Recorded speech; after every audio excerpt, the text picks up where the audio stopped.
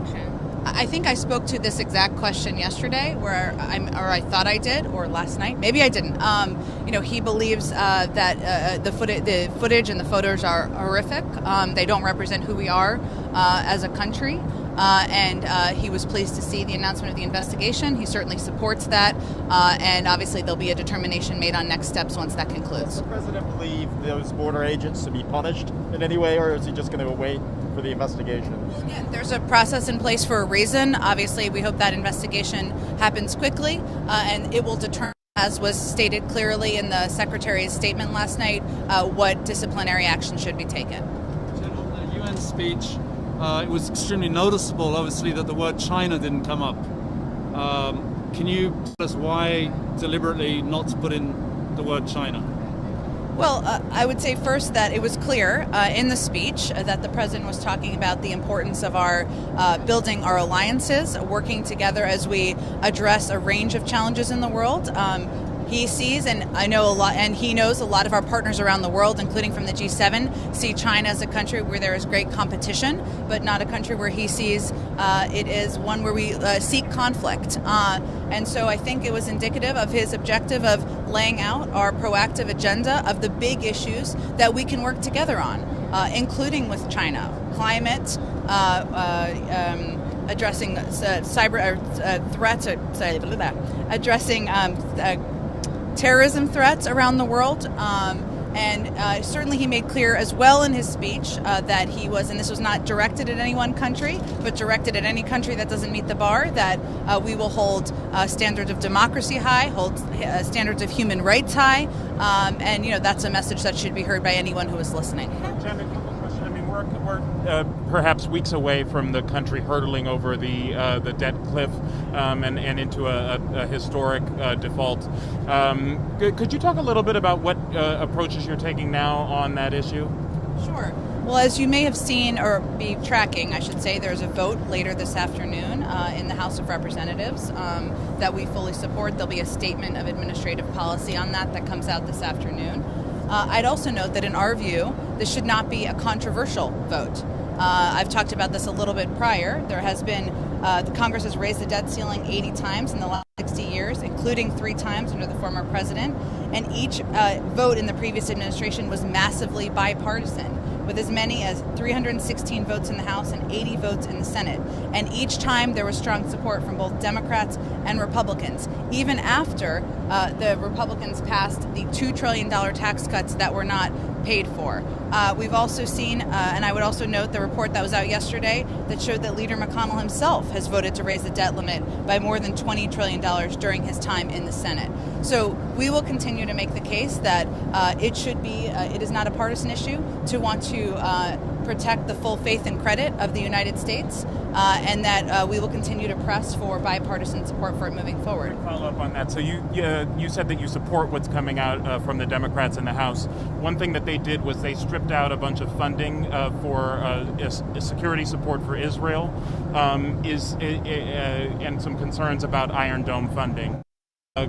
Do you support that? Well, I appreciate your follow-up and clarification. What I was conveying is we support the effort to move forward on a vote on the debt limit in the House. And again, I would point you to the statement of administration policy that will come out later this afternoon. On the infrastructure vote that Leader Hoyer says is going to happen on Monday, it certainly doesn't seem like right now Democrats would have the vote for that to pass.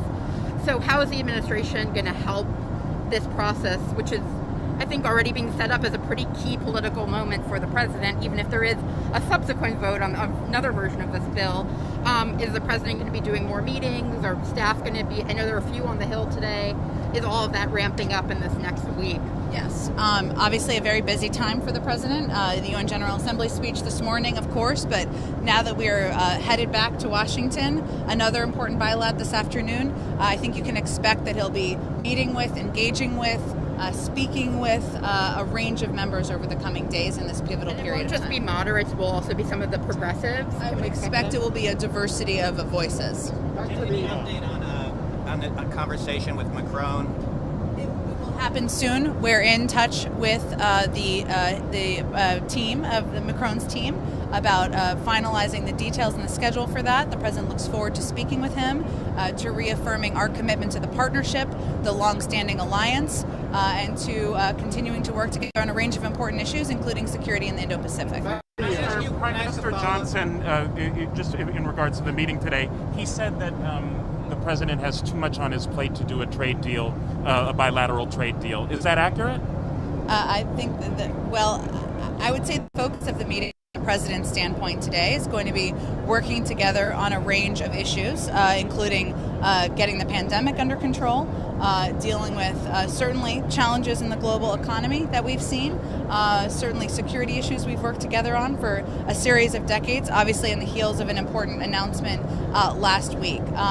I don't have anything to convey in terms of a trade deal. Agenda, though. I think those are the primary issues, but of course the Prime Minister may raise a range of issues, including trade. We'll see. Back to the border situation, can you discuss the White House's communication with the Mexican government in regards to the Haitian refugee border? Has the U.S., has the Biden administration asked anything specific of the Mexico government in regards to the Haitian migrants?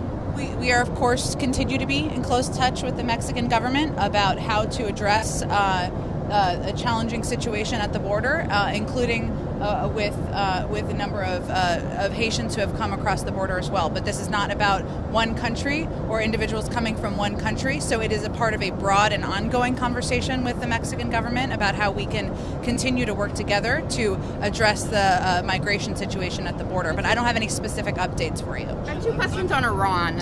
One is that the foreign minister said today that they're expecting to resume nuclear talks in the coming weeks. And then the second one is about the president of Iran at the UN, just as we were boarding the plane, saying that the U.S.'s new way of war with the nations of the world is economic sanctions, and we don't trust promises made by the U.S. government, which already some kind of observers are saying is even harsher anti-American rhetoric than we've heard from his predecessors at previous UNGAs. So where are the nuclear talks? Where is the overall dynamic right now? Well, the door remains open to diplomacy. Obviously, they had their own political election, as you all know, that happened in Iran, and our negotiating team has always conveyed that the best path forward is to pursue those negotiations, to have those conversations, and see if we can return to the table. I don't have any updates on when that may be, but certainly there's an openness to that, and I would expect any update on next steps to come from the State Department. As it relates to rhetoric from leadership, they have their own politics, and I'll leave it at that.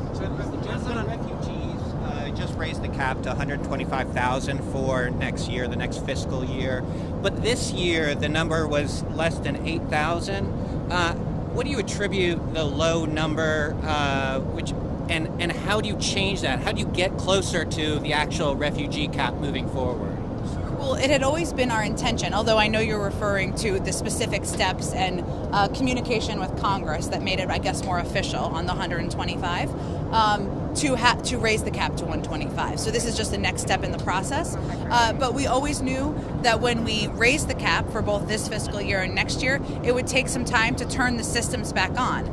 That we know there was an impact felt by COVID because of the processing that needs to happen and the process that needs to happen globally. We also know that a number of the vital refugee advocacy organizations that we work closely with needed to rebuild themselves with staff, with funding, with support after they were diminished a bit over the last couple of years. So we knew it would take some time. Obviously, the last couple of months have been pivotal in building that up, and we are pleased to see their progress, and we are certainly eager to pursue the cap that we have set for next year. Senator Schumer said that you should halt deportations of any of the Haitians. Has the White House been in conversation with him at all on any of this? We're in touch with Leader Schumer about a range of issues. I don't have any particular update on his call for that at this point. Is the president aware and/or concerned about the latest evidence that Trump's team was trying, all sorts of ways to overturn the election, and there was very specific new stuff has come out about that? Is he following this? Would he just ignore it? The president has a few things on his plate, including delivering a major speech to the world, hopefully turning the page from the last 4 years. that he delivered this morning, which I think a lot of people in the world heard and as quite a difference from leadership that was turning away from alliances, as the president is turning toward them and looking to work with global leaders to address the challenges we're facing. So I can tell you he hasn't focused on it much. Is American democracy in threatened? I think the president has made clear that what we saw on January 6th, what we saw in terms of the former president's engagement is deeply concerning. It was a dark day in our democracy. It's one of the reasons we need to fight so hard to protect our democracy and also send the message to the rest of the world that that is something we are protecting in this day and age. You talked about doubling the money for developing countries for climate finance and mentioned working with Congress on that. Is there a specific place where you see, what bill do you see that in? Yeah. Do you see a path for that actually getting through? It's really an across-government effort, so not through one particular agency funding, and we're looking at it as an FY22 and FY23 budget cycle process. Yeah. So the president was sending the message that it will come from a full range of channels, and as the funding has been from the past, and you just wanted to send a clear message to the world, which we think this did, that we are committed to being constructive partners, not just with words, but certainly with some skin in the game on addressing the climate crisis. How much are we talking financially with that doubling down? If you double, it's about over 11. Yeah. 26 Republican governors signed a letter sent to Biden asking for a meeting in the next 15 days on the border situation. What is the president's response to that? Would he agree to meet with the Republican governors about this? I haven't seen the letter, so I don't know that we have any direct response. Okay. I just have a final follow-up on the climate financing. So for FY22, is that money that's already was in the budget proposal from a couple months ago? Are there going to be additional requests that, Like the Green Climate Fund? Yeah. It's additional. okay? Yeah. But so we might hear what that breaks down to, or where he might want that to come from. I think that's what we'll have to work through from here. But it's sending an important message that we're going to continue to set bold, ambitious goals as we lead up to Glasgow and continue to strive to be a leader in the world on climate. Does he want that approved? I'm sorry, but does he want that approved before Glasgow or This is about the next two budget cycles, so it's and some of the funding could come from a range of sources. Okay.